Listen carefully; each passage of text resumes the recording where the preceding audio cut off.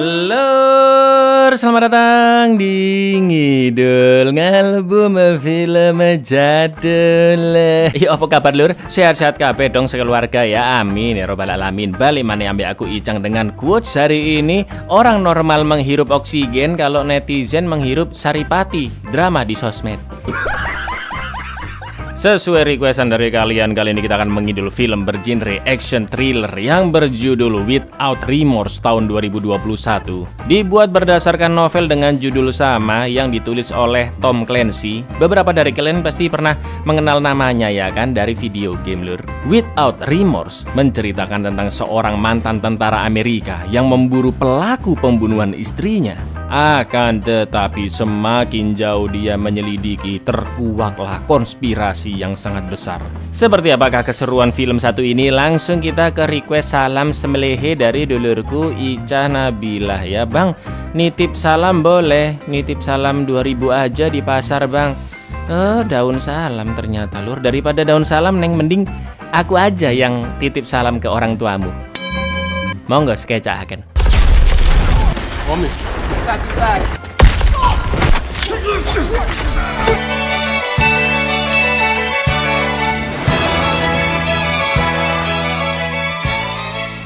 Pada tahun 2019 di Aleppo, ibu kota negara Suriah Timur Tengah, John Kelly adalah seorang letnan kepala dari unit operasi khusus Navy SEALs Amerika yang ditugaskan bersama bawahannya juga atasan John, yaitu Letnan Komandan Karen Greer. Mereka sedang menjalankan misi dari agen CIA, yaitu Robert Ritter, untuk menyelamatkan agen CIA lainnya, sebut saja Paijo lur, yang ditahan oleh pemerintah Suriah di sebuah gedung tidak jauh dari sana. Ritter pun memerintahkan John dan teman-temannya mendekat ke gedung Paijo dari selatan untuk menghindari musuh yang mengintai di sekitar. Di lain sisi, Ritter tidak mengetahui seberapa banyak tentara yang berjaga di TKP. Jadi John and the gang harus lebih waspada. Dan inilah tanpa penyesalan.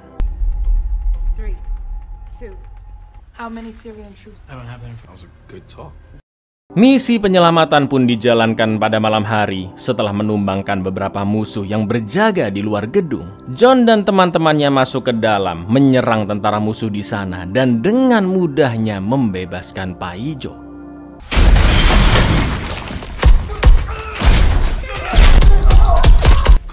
Akan tetapi John pun terkejut saat mengecek HP salah satu musuh yang tewas. Dan ternyata semua tentara yang berjaga di gedung itu adalah mantan militer Rusia. Anehnya Ritter menolak memberi komentar soal itu. Padahal ketika briefing tadi jelas-jelas Ritter mengatakan jika Paijo ditahan tentara Suriah, bukan Rusia lur. Mereka pun segera keluar dari gedung sebelum musuh berdatangan. Tapi tiba-tiba, you said Syrian army, not Russian. I don't see any Russians. Hostage identity confirmed.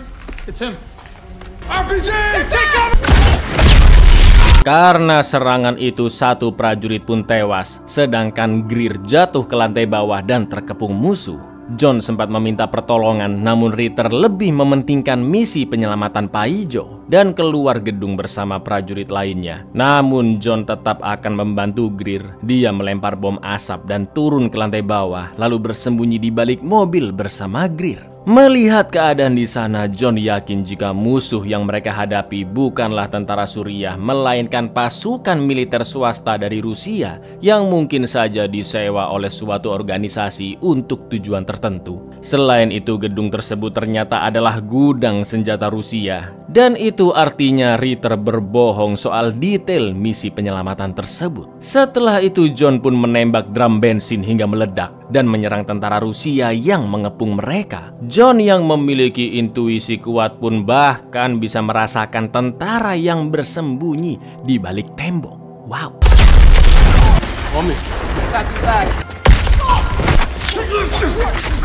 Untungnya mereka berdua berhasil keluar dari gedung dan tak lama kemudian helikopter pun datang menjemput mereka semua. Karena Ritter masih tidak memberi penjelasan mengapa tentara Rusia berada di sana. Sebagai letnan kepala, John pun sempat emosi karena misi tersebut telah mengorbankan satu anak buahnya. Brengkesnya Ritter masih tidak menggubris dan lanjut memerintahkan armada udara untuk meratakan gedung tersebut dengan misil. Russians killed one of my men. That's the job. Stand down. 3 bulan kemudian, John telah resign dari Navy Seals karena ingin fokus memperhatikan istrinya Pam yang sedang hamil dan akan lahiran bulan depan. Di lain sisi, secara tiba-tiba, 2 rekan John yang berada di 2 kota berbeda dibunuh oleh sekelompok orang misterius. Bukan di tempat yang sepi lur, tapi saat berkumpul bersama keluarga dan saat terjebak macet di jalanan. Sangat-sangat membrutal ya kan? What the?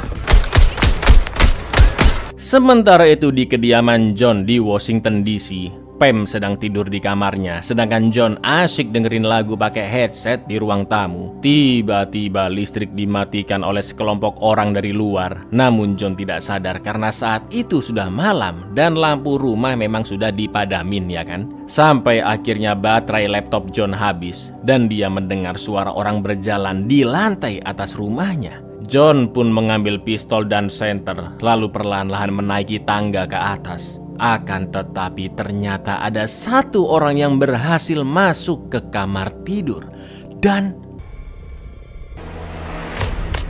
Pam yang sedang hamil pun ditembak mati begitu saja. Namun anehnya setelah itu salah satu penyusup rela dibunuh oleh rekannya. Di lain sisi John berhasil menumbangkan 2 orang lainnya. Namun sayang John akhirnya juga terkena tembakan.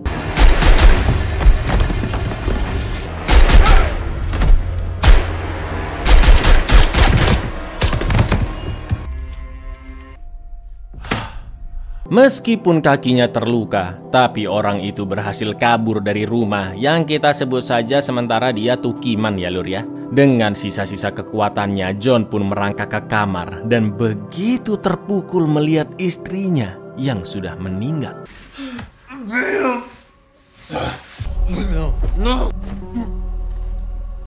John yang terluka parah pun dilarikan ke rumah sakit dan karena insiden 3 anggota unit operasi khusus diserang dalam 24 jam terakhir, Ritter menyampaikan bahwa FBI akan memberikan perlindungan ke seluruh anggota keluarga korban. Namun Ritter juga berpendapat insiden ini bisa saja karena masalah pribadi yang dilakukan ketiga korban tersebut. Karena mereka adalah Navy Seals yang misinya berhubungan dengan hal-hal serius seperti narkoboy, persenjataan, dan informasi rahasia. Sebagai letnan komandan, Greer pun murka dengan pendapat Ritter karena John dan kedua rekannya bukanlah prajurit kotor ataupun bermasalah dan jelas-jelas mereka adalah korbannya. Greer pun bertanya apa yang sebenarnya terjadi. Namun Ritter hanya menjawab jika dia akan meneliti kasus ini lebih lanjut, yang mana Greer semakin curiga kepadanya.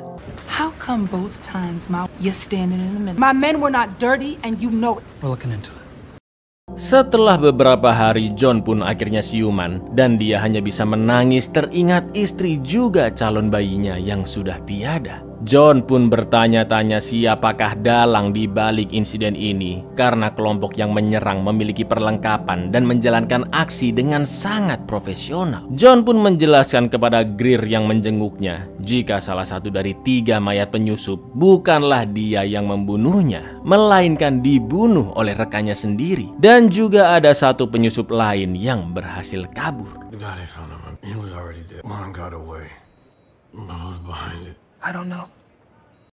Alhamdulillahnya meskipun terkena luka tembak di beberapa titik, kondisi John pun berangsur-angsur membaik dan selanjutnya dia mulai menjalani terapi kegiatan fisik. Sementara itu Menteri Pertahanan yaitu Clay berniat membantu Greer untuk mencari tahu apa sebenarnya penyebab dari penyerangan ketiga anak buahnya. Clay pun menghubungi Ritter untuk memberi penjelasan tentang keterkaitan insiden ini dengan misi sebelumnya. Berikut identitas mayat ketiga penyusup yang ditemukan di kediaman John. Lalu Ritter menjelaskan bahwa saat misi penyerangan di Aleppo, Suriah, unit pasukan khusus membunuh salah satu agen FSB asal Rusia yang bernama Yuri, yang juga merupakan anak dari kepala FSB. For your information, lur, FSB itu adalah badan intelijennya Rusia ya, lur ya.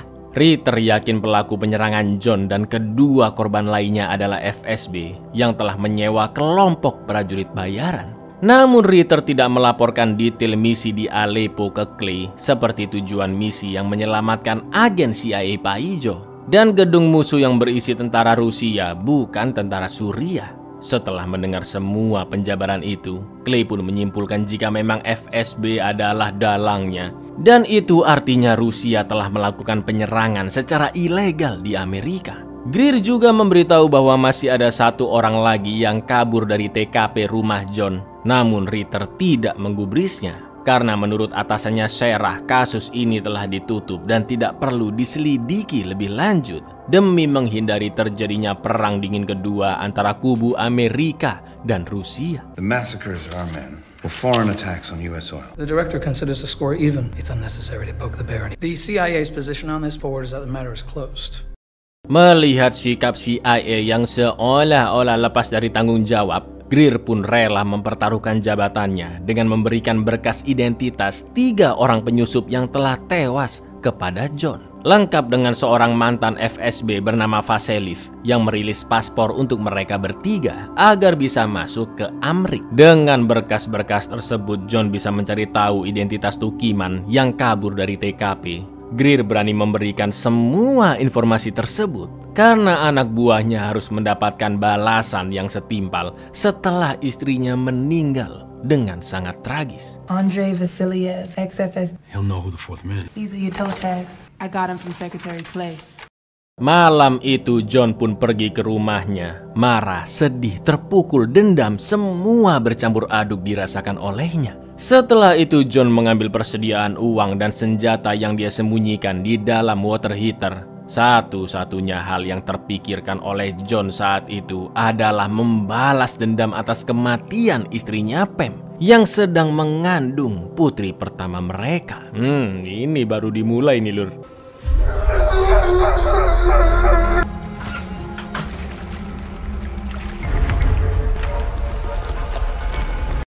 Sambil berlagak kobam, John mendatangi kantor kedutaan Rusia dan mengganggu penjaga di sana. Padahal sebenarnya dia sedang memperhatikan Vasiliev yang sedang bersiap-siap OTW ke bandara. John pun mengikuti Vasiliev sambil mengendarai mobil derek. Lalu dia menelpon polisi dan membuat laporan palsu bahwa ada seseorang di mobil bodyguard Vasiliev yang menodongkan pistol kepada John.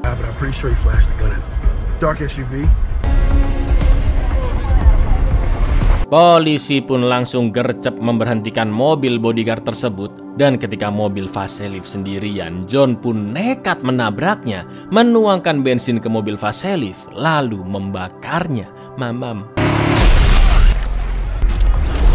Setelah itu John pun masuk ke dalam mobil, menembak Pak Supir, lalu memaksa Vasiliev memberitahu siapakah identitas asli Tukiman, orang yang berhasil kabur dari TKP. Karena tidak menjawab, John pun menembaknya beberapa kali, sampai akhirnya Vasiliev mengatakan jika nama asli Tukiman adalah Viktor Rykov. Begitu mendapat identitas yang dia cari, John pun langsung keluar dari mobil dan menyerah kepada polisi.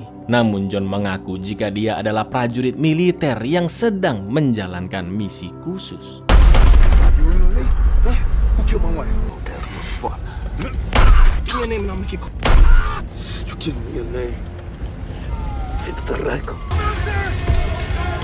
Kasus penyerangan John dan ketiga mantan Navy SEALs pun bocor ke media sampai diberitakan di TV. Bahkan jurnalis mengetahui fakta tentang pelakunya yang berasal dari Rusia. Ritter pun mengatakan ke Clay bahwa CIA tidak membocorkan data-data rahasia tersebut ke publik dan hanya diberitahukan ke Greer juga Clay. Ritter yakin Greer lah yang memberikan info soal Vasiliev ke John dan dengan terbukanya masalah ini ke publik, cepat atau lambat pihak Rusia akan memanas dan mungkin akan melakukan suatu tindakan militer ke Amerika. Rusia juga pastinya akan memburu John karena telah membunuh Vasiliev meskipun dia berada di penjara sekalipun. Akan tetapi, alih-alih mengamankan John, Clay memiliki suatu rencana untuk memanfaatkan situasi John.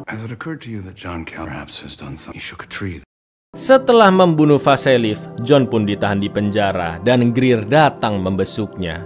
John mengatakan bahwa selama ini dia sudah melayani negara, namun negara tidak menjamin keamanan keluarga prajurit, bahkan sampai membawa peperangan ke rumahnya. Begitu pula dengan CIA yang lari dari tanggung jawab dengan alasan memelihara hubungan baik antar dua negara. John pun meminta Greer menyampaikan pesan ke Clay bahwa dia memiliki informasi dari Vasiliev, namun jika ingin mengetahuinya, Clay harus membebaskannya dari penjara itu terlebih dahulu. Karena anehnya napi-napi di sana penuh dengan mafia Rusia, begitu pula dengan sipir-sipirnya yang orang Rusia, dan pastinya telah diperintahkan untuk membunuh John. We served a country that didn't love us. They brought that war into my house.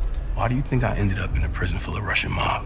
If he wants to know what I know, then he gotta get me out of here, and fast.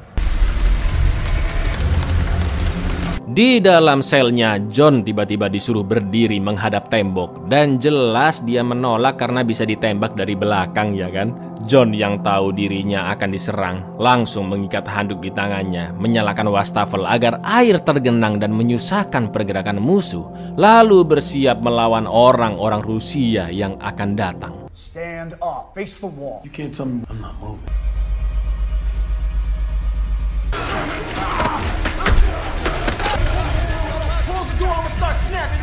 Dengan izinnya, sipir-sipir yang masuk dibuat keok. Lalu tak lama kemudian seorang agen federal datang dan memberikan ponsel kepada John yang sudah tersambung ke Greer.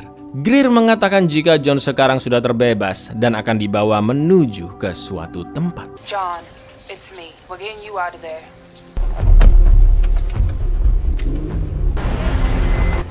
Mr. Secretary. John dibawa ke sebuah rapat rahasia yang dihadiri oleh Menteri Pertahanan Clay, Kepala CIA Sarah, Letnan Greer, juga agen CIA yaitu Ritter. Sesuai janjinya karena telah bebas, John pun mengatakan jika orang keempat yang kabur dari TKP rumahnya adalah Victor Rickoff, yang John yakini dialah pembunuh istrinya Pam. Namun menurut laporan, Ritter menjelaskan jika Rickoff telah lama tewas dieksekusi oleh CIA. Selama hidupnya, Rickoff memiliki riwayat hukum yang buruk lur terkait dengan praktik mata-mata serta berbagai kasus penyerangan di Amerika. Selain itu, Rickoff juga telah melatih banyak agen FSB yang tersebar di Amerika. Lalu setelah ditunjukkan fotonya, John pun yakin jika Rickoff memang penyusup yang dia lihat di TKP. Yeah, that's him. Rykov is alive. We need to find him and bring. Mereka semua pun terkejut karena ternyata Rickoff masih hidup. Clay langsung memerintahkan misi penangkapan Rickoff hidup-hidup, yang menurut Ritter dia sudah berada di Rusia. Greer pun diminta Clay memimpin misi tersebut, dan John memaksa untuk ikut masuk ke dalam timnya. John, Greer, dan 3 prajurit lainnya yaitu Ricardo, Franklin, dan Seymour akan pergi ke kota Murmansk di Rusia yang disinyalir Rickoff berada di sana. Mereka menggunakan pesawat sipil biasa dan akan terjun di titik yang telah ditentukan agar tidak mengundang kecurigaan dari pihak Rusia. Di lain sisi, Ritter juga akan ikut ke dalam misi, tapi dia akan menemui mereka secara langsung di sana. Setelah beberapa jam terbang, mereka pun akan terjun dari pesawat sesuai titik yang sudah ditentukan. Akan tetapi mereka dicurigai oleh pesawat militer Rusia yang menyuruh pesawat untuk mendarat di bandara Murmansk. Pilot pesawat John pun beralasan jika mereka tidak bisa mendengar jelas suara pilot Rusia itu. Dan This is Russian Air Force armed Su-57 are garbled and unreadable.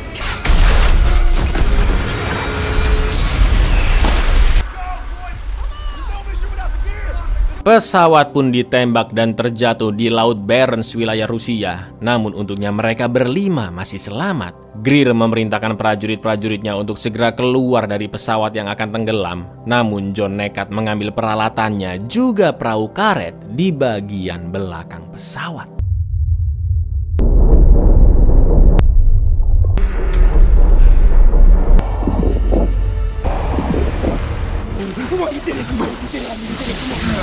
Alhamdulillahnya John berhasil kembali ke permukaan dan mereka menggunakan perahu karet ke pelabuhan terdekat, yaitu di Murmansk. John menganggap serangan tadi adalah rencana dari Ritter karena sejak awal gerak-geriknya sangat mencurigakan. Namun jika benar, Greer masih belum mengetahui apakah motif Ritter sebenarnya.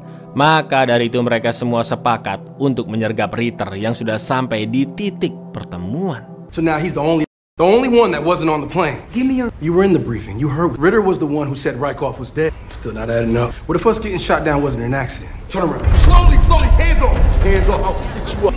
Bullshit! Same thing happened in the left. What's the real mission? John pun bertanya siapakah dua orang Rusia di sana dan kenapa ada sejumlah uang di dalam koper. Kedua orang Rusia itu pun menjawab bahwa mereka dibayar oleh Ritter untuk menangkap Rykov. Namun mereka berdua menolak misi berbahaya tersebut karena khawatir dengan nasib keluarganya. Ritter mengatakan dia menyewa jasa dua orang itu karena melihat berita jatuhnya pesawat yang ditumpangi oleh John and the Gang dan menganggap mereka semua sudah mati. Maka dari itu misi penangkapan Rykov harus tetap diselesaikan dengan bantuan dua orang tersebut. John yang masih emosi pun terus mencekik dan menodongkan pistolnya ke Ritter sampai akhirnya Ritter bersikukuh jika dia tidak sedikit pun berniat mengkhianati John. You think it's a game? No, we cannot help. Okay, we're advanced only. I thought you were dead. We need to get Rykov. I didn't sell you. Dari sana mereka pun pergi ke gedung sebelah tempat Rykov berada dan begitu melihat sosoknya, John masih menahan emosinya. Misi penangkapan pun dimulai pada malam hari. Namun ketika mereka berhasil masuk ke gedung kosan Rykov, John yang masih belum stabil tiba-tiba mengunci pintu lorong karena dia ingin menghadapi Rykov sendirian.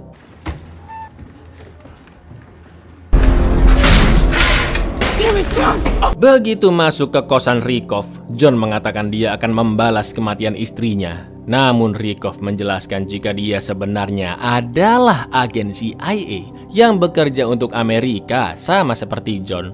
Bahkan Rykov rela mati jika memang diperintahkan demi suatu tujuan tertentu. John pun terkejut melihat Rykov yang sudah memakai rompi bom dan... What did they tell you that you were here to prevent an upcoming... You know I'm in the CIA, John?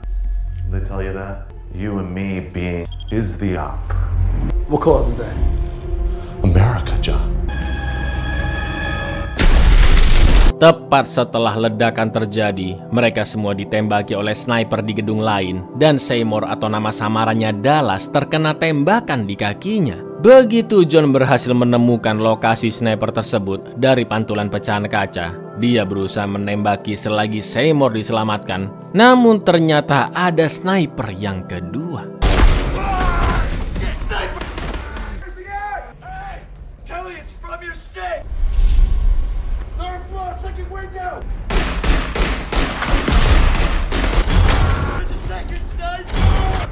Untungnya mereka masih bisa keluar dari ruangan tersebut, namun tetap tidak bisa kabur karena masih dalam jangkauan sniper.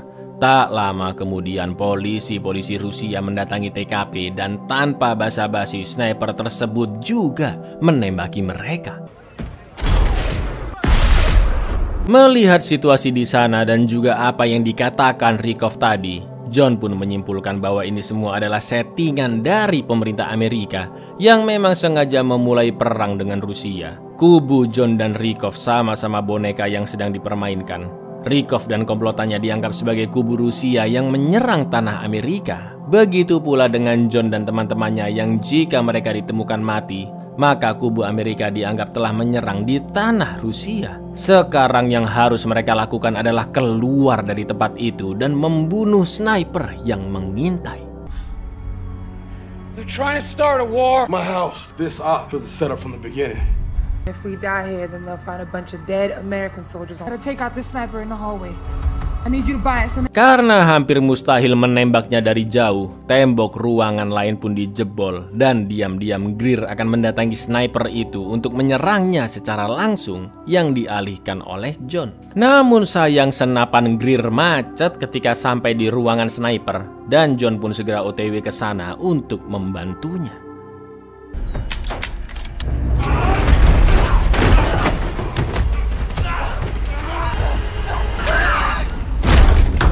Greer berhasil membunuh sniper itu sendirian tanpa bantuan John. Mereka semua pun akhirnya bisa turun ke lobi bawah dan tetap waspada.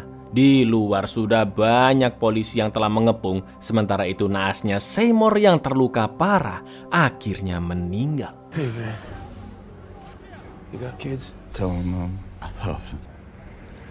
Untuk menghindari konflik perang antara Amerika dan Rusia, tidak boleh ada seorang pun yang mengetahui identitas mereka, kecuali John yang sudah berstatus mantan Navy Seals dan juga tersangka pembunuhan Vasiliev. Maka dari itu John akan tetap dianggap sebagai tersangka meskipun dia ditemukan mati di sana. John pun memutuskan untuk pergi ke atap gedung dan mengalihkan perhatian polisi di bawah agar Greer, Ritter, dan prajurit-prajurit lainnya bisa kabur dengan membawa jasad Seymour.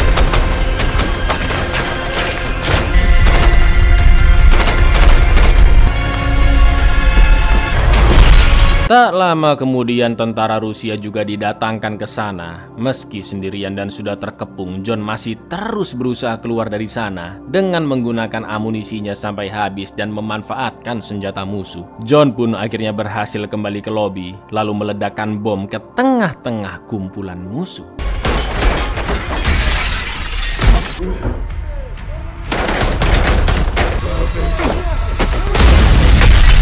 Dengan cerdiknya, John memakai seragam pasukan Rusia dan berhasil kabur dengan ambulans menuju markas Ritter. Mereka semua pun akhirnya bertemu dan meninggalkan Rusia menggunakan kapal.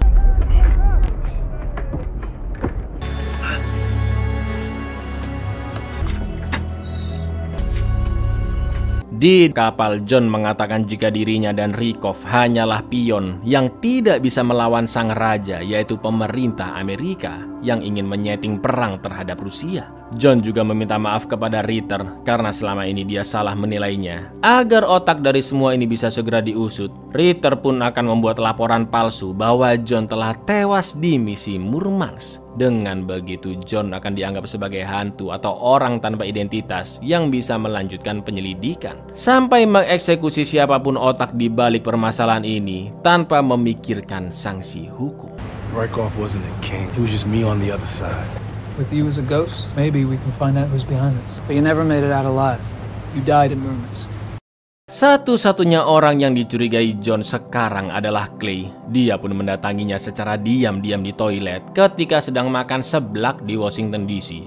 John pun memancing respon Clay dengan menjelaskan hal yang tidak dilaporkan oleh Greer, namun memang terjadi di Murmansk, Lur. Seperti contohnya misi yang mengharuskan mereka semua mati di sana untuk memperkeruh hubungan antara Amerika Rusia. Bahkan ada agen CIA yang diperintahkan untuk bundir dengan rompi bom. Mendengar itu, Clay pun sempat menuduh Sarah lah pelakunya. Namun anehnya Clay tidak terlihat curiga ataupun gelisah sama sekali. Dugaan John ternyata benar, Lur, bahwa Clay telah mengetahui itu semua. Atau dengan kata lain, Clay lah otak dari segala kekacauan ini. They ran it out of DC the entire time. They're trying to heat up tension with Russia. We weren't supposed to make it out of there alive. Sir, this was a CIA op. You didn't seem that surprised. John pun langsung membawa Clay yang pingsan ke mobilnya. Beberapa saat kemudian dia pun sadar. Lalu John mengancam akan membunuh keluarganya karena mereka sedang OTW ke kediaman Clay di Virginia. Clay akhirnya menjelaskan bahwa dia sengaja menyeting perang untuk menaikkan taraf ekonomi Amrik dan menyatukan rakyatnya. Karena di masa damai seperti sekarang, warga Amerika saling bersinggungan satu sama lain karena tidak adanya musuh yang nyata. Maka dari itu ketika perang terjadi, maka rakyat Amerika akan bersatu kembali dan ekonomi juga meningkat akibat penjualan persenjataan perang. The problem today is half because they have no one else. You know who won World War? The economists, tanks, planes. So we gave them a real enemy. The best enemy. Our fear of them unified our people. And it works, John. It works. John mengatakan jika Clay tidak memiliki hak untuk melakukan perbuatan keji seperti itu, bahkan sampai mempermainkan rakyatnya sendiri, mengorbankan banyak orang, terutama membunuh istrinya Pam yang sedang hamil. Dan yang terjadi, To my wife, her name was Pam, and you're gonna say before you die, you had no right to take so much from us. Get me out of here! Say it! Pam! Clay pun akhirnya tewas tenggelam, sementara John yang sudah membalaskan dendam istrinya dan masih tenggelam, mendapatkan penglihatan bertemu kembali dengan Pam, dan John mengatakan jika dia sangat merindukannya. Are you in heaven? I'm with you.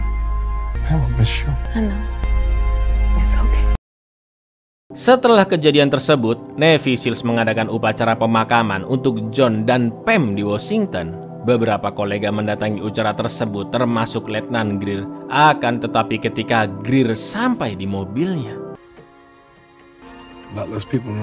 flashback tepat setelah Clay tewas, Lur. Ternyata Greer datang menyelamatkan John karena ternyata itu memang bagian dari rencana mereka, Lur. Bukan hanya membunuh Clay, tapi pengakuannya juga sudah direkam sebagai bukti jika dirinya memang dalak di balik insiden yang memperkeruh hubungan Amrik dan Rusia. Ritter pun menyerahkan rekaman tersebut langsung ke Pak Presiden Amerika, dan Ritter juga meminta tolong agar John diberikan identitas yang baru untuk melindunginya.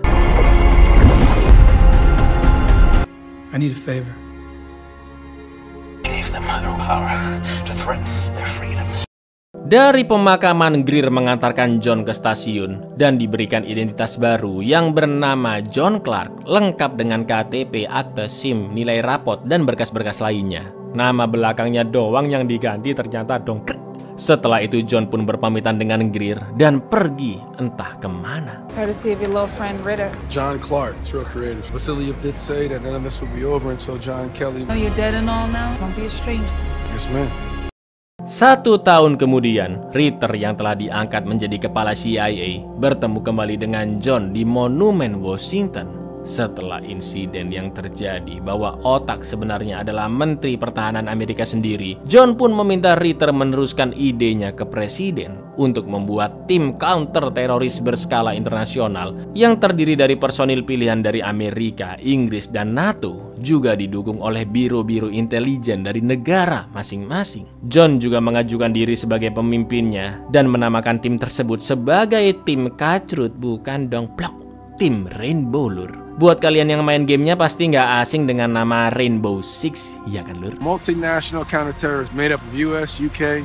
Congratulations on the promotion, by the way. Thank you. Who's gonna run that kind of thing? I would, calling it Rainbow. It's good to have you back. Buyar, untuk film keduanya belum ada tanggal pasti rilisnya, Lur, karena ini masih dalam tahap pengembangan. Yang pasti bakalan lebih epic, ya kan? Jadi kalian tunggu aja ya. Pesan moral dari film ini jelas, Lur, jagalah perdamaian, gak usah perang-perangan. Dan jangan lupa kita doakan untuk saudara-saudara kita di Palestina, Lur, agar selalu diberi perlindungan, pertolongan, kekuatan, dan keselamatan. Amin, ya robbal alamin. Assalamualaikum, Lur.